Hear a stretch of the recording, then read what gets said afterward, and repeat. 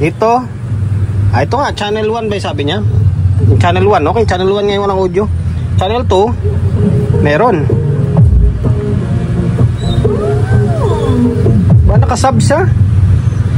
Okay, dito wala. Channel 2, ay channel 1 wala. Yung channel 2, may audio siya.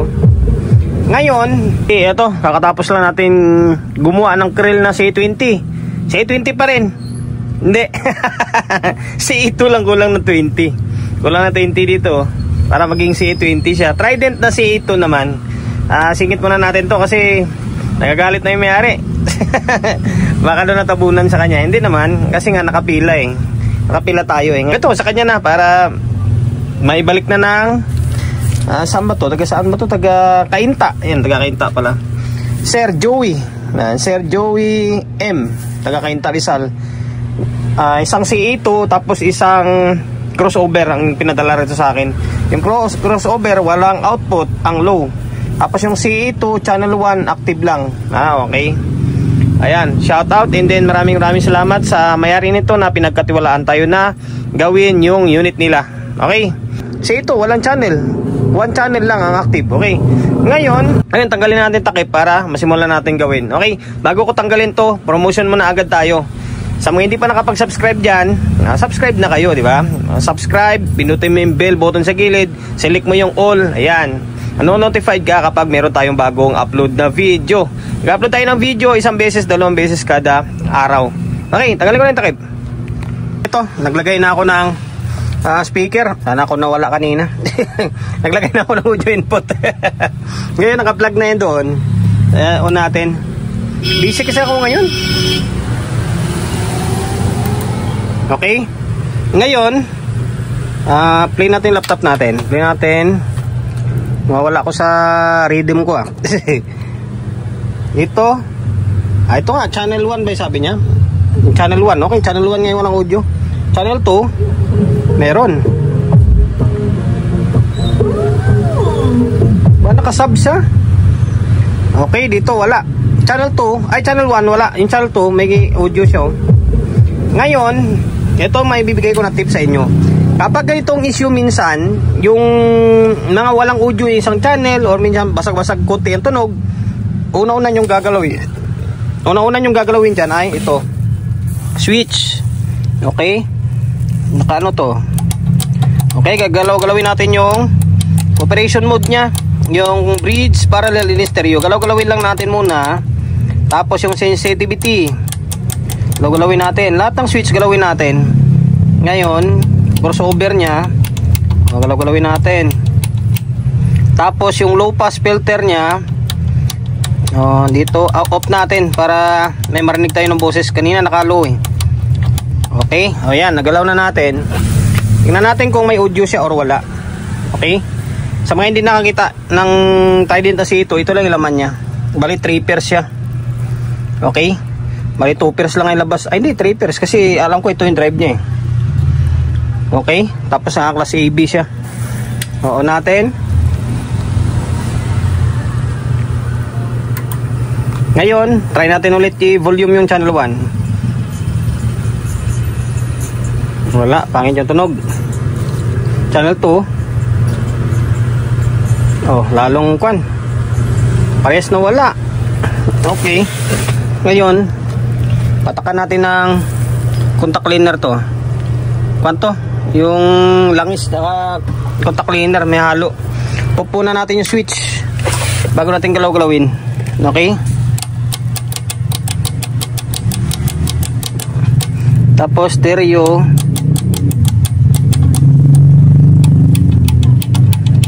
Compressor. Ba, may kwan pala to. May active na crossover na rin. May built-in pala. Active tuloy. Okay. Ngayon ulit po natin.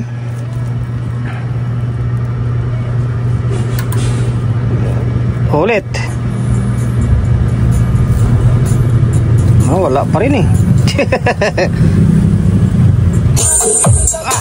Nakagulat naman.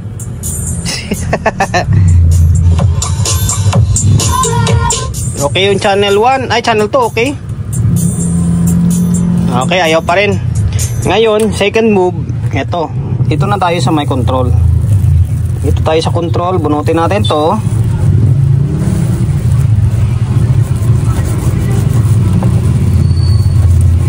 Okay, ay ko, sakit. Mangga pa yung kamay natin. Ngayon, gagawin natin ito, ipag-short natin yung kulay puti and then pula na yan. Signal in yung puti, signal out yung pula. Yung pula na yan, papuntang amplifier stage yan. Ngayon, ipag-short natin siya. Harap tayo ng, sana may tweezer ko. Okay, bali, ayan na siya, pinag-short ko na siya. Tweezer ang gamit natin. Pwede kayong gumamit ng alambre. Ngayon, kapag magtudo ito, tudo yung tunog niya, ibig sabihin, sira yung control. Okay, try natin. Kaso, tanggalan ko na ng speaker. Kaya masira. Tanggalan ko pa ng speaker kasi magtutudo agad yan. Signal lang yung titingnan natin sa indicator na lang. Kapag umilaw ng todo yan, ibig sabihin, sira na yung control. Wala music eh. Okay. Wala pa rin eh.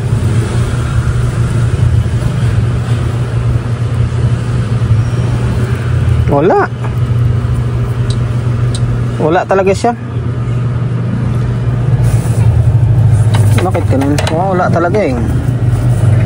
Hindi sa control. May problema talaga yung buffer or wala, nakashoot na to. Diin pa natin. Okay, wala talaga siya. Ngayon, wala man lang signal. Hindi katalo dito, meron. Dito, lagyan natin ng speaker muna. Channel 1. Tingnan natin kung lalagabog siya ng todo. Wala ka dyan. Ika lang ha.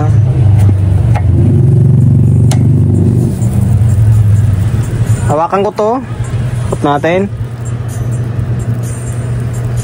Wala talaga siyang audio. Okay. Ngayon, tanggalin natin to. Tapos dito tayo kumalabit sa may amplifier stage na mismo. Kulay pula. Dito. Galawin natin to. Kapag lumakas yung tunog or humming ng speaker, meaning good yung amplifier. Okay? Meron. Yan, tingnan nyo. Umikislap siya. Okay, ibig sabihin good yung amplifier. Mangyari mari doon pa rin sa may back panel ang problema. Okay, gawin natin, baklasin natin tong back panel. Tapos yung ibang mga switch doon, lagyan natin ng contact cleaner. Ang nilagyan natin yung operation mode lang eh. Okay. Okay, bali ito na. Nangat na natin to. Ngayon next natin ay itong contact switch. Ikuha natin to, contact cleaner natin. Okay, tapos galaw-galawin. Kapag hindi pa rin mubra yan, meaning dito sa baka maghinang tayo dito sa mga mga SMD na IC.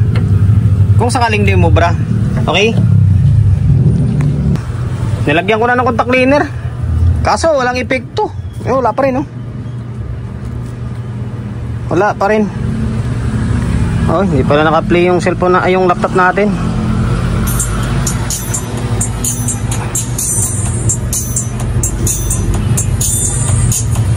Wala eh.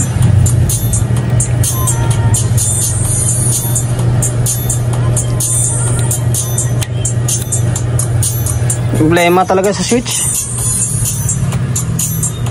Pati dito nawala na oh. Okay, makapirate pa tayo.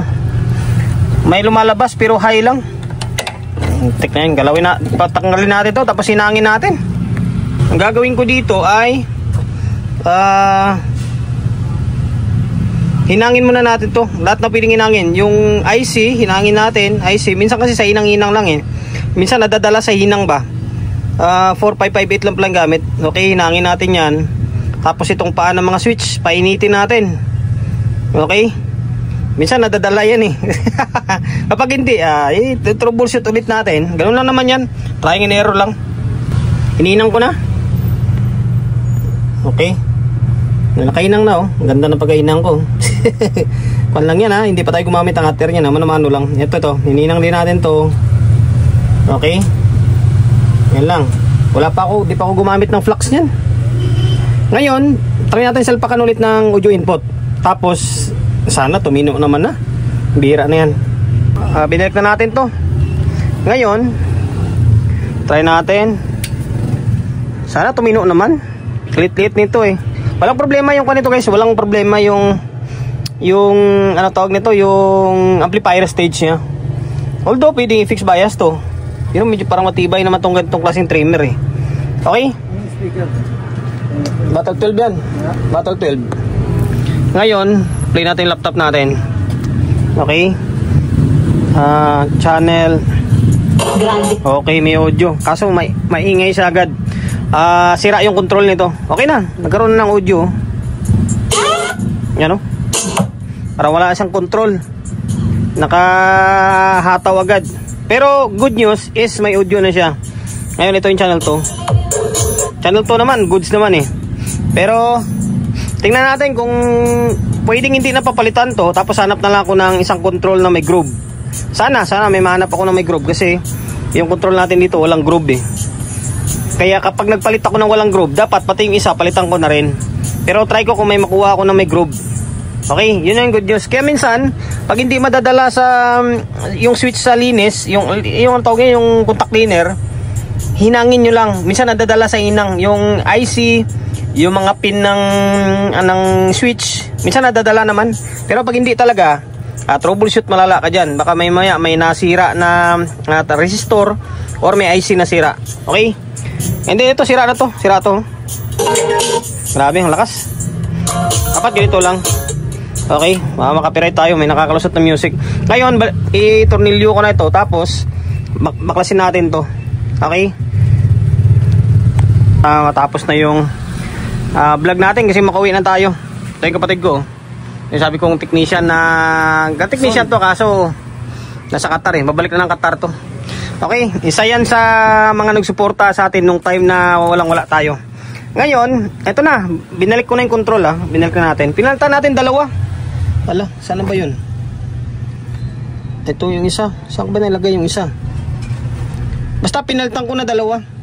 Wala na yung isa, putik. Basta pinalitan ko yung dalawa. Dalawa, bago yan. Yan. Bago yan.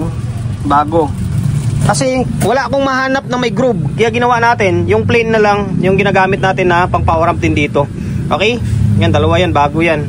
Para wala na rin masabi si bossing, makasabihin niya, makita niya yung video, sabihin yung isa pinalitan natin, tapos yung isa hindi pinalitan. Okay? Dating gawin. Oh.